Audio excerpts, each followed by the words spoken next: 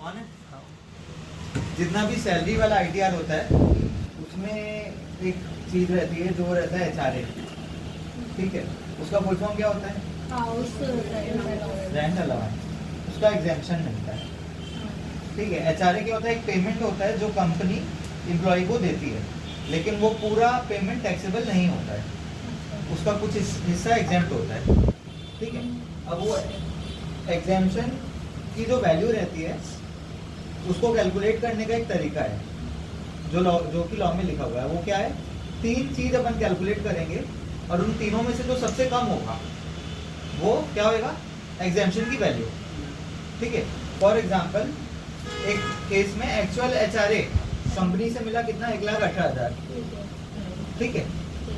अब first point क्या हो गया? अब 3 चीज में बोला था कि 3 चीज अपन चेक करेंगे, उसमें से जो सबसे छोटा होगा, सबसे कम होगा, वो हो जाएगा एग्जेम्पशन की वैल्यू, ठीक है।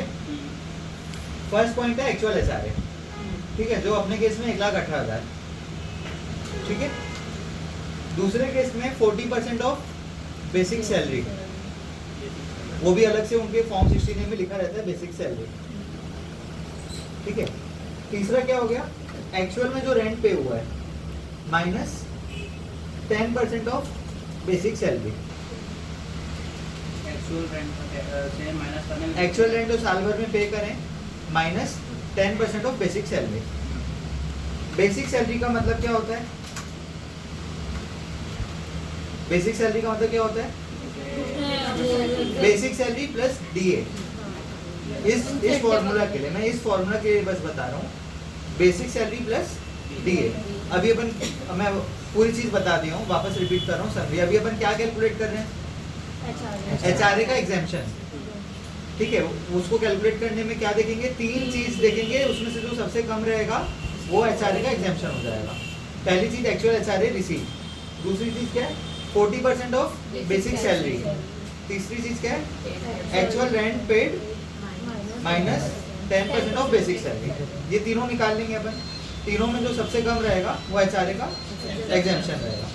अब इसको अपन क्या करते हैं, जो अपना सॉफ्टवेयर है उसमें सैलरी हेड में ओपन करेंगे, फिर परकी स्वीट्स में जाएंगे।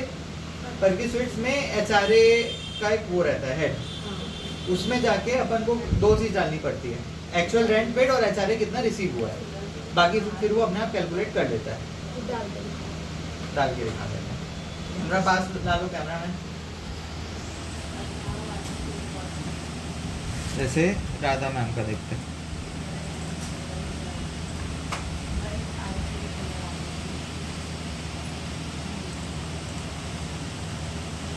सैलरी में जाएंगे, सैलरी हेड में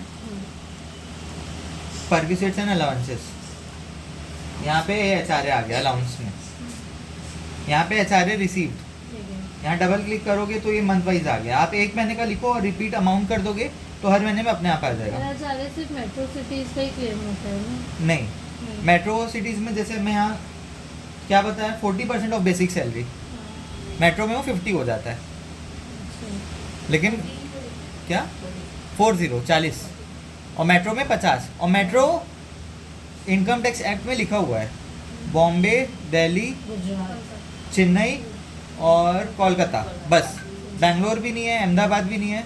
अभी बस ये 4 शहर ही मेट्रो सिटी है एज पर इनकम टैक्स एक्ट। यहाँ पे अपन क्या लिख रहे हैं? HRA received month wise, clear है। फिर क्या लिख रहे हैं? रेंट पेड मंथ वाइज, यहाँ पे भी रिपीट अमाउंट कर दो, 1 महीने का लिखोगे तो हर महीने का आ जाएगा। हाँ। उसके बाद ये अपने आप कैलकुलेट कर लेगा क्या, ये तीनों का जो सबसे छोटा है। बेसिक सैलरी अपन, एक चीज़ और ध्यान देना पड़ेगा, यहाँ पे जैसे ये क्या है, बेसिक पे में लिखी है मैम, जो 16A रहता है ना उसमें सब चीज़ अलग अलग दी रहती है कि बेसिक पे कितना है, डीए कितना है और बाकी अलाउंस कितने हैं। तो आपको यहाँ पे बस जो बेसिक पे है वो लिखना है, टोटल अमाउंट अपन कई बार लिख देते हैं, वो नहीं लिखना है यहाँ पे, तभी वो कैलकुलेट सही से हो पाएगा। डीए भी अलग से लिखना पड़ेगा। आगे सबको समझ? अनन्या मैम समराइज करो, बताओ क्या कैलकुलेट कर रहे हैं अपन? एचआरए का एग्जेम्पशन कैलकुलेट कर रहे हैं। हाँ, उसमें 3 चीज रहेगा। हाँ, पहला रहेगा हमारा हमारा एक्चुअल एचआरए जो है वो, हाँ, ठीक है। फिर रहेगा 40% ऑफ बेसिक सैलरी का जो 40% है, बेसिक सैलरी का जो 40% है उसको, ठीक है। फिर रहेगा एक्चुअल रेंट, जो हम एक्चुअल जो रेंट पेड किए हैं ना, Annual rent, साल एनुअल भर का। रेंट जो साल भर का, उसका माइनस 10% ऑफ सैलरी। फिर ये तीनों जब हमने ले लिया, उसके बाद जो सबसे जो छोटा अमाउंट है, ठीक है, उसमें से क्या निकलेगा, वो कहलाएगा हमारा HRA एग्जेम्पशन कहलाएगा। जो सबसे जो लो अमाउंट है वो हमारा कहलाएगा HRA एग्जेम्पशन कहलाएगा। ठीक है, तो यहाँ पे फोन हम काट दे, जाएंगे। काट दे, फोन काट दे। ठीक है, अब फिर- ये जो तीनों कैलकुलेशन है अपन को करने की जरूरत नहीं है, ये सॉफ्टवेयर कर देता है। अपन को बस वो दो इन्फॉर्मेशन प्रॉपर्ली डालनी है और एक बार चेक कर लेना है कि सॉफ्टवेयर सही से कर रहा है कि नहीं। ठीक है, स्टॉप। अब जैसे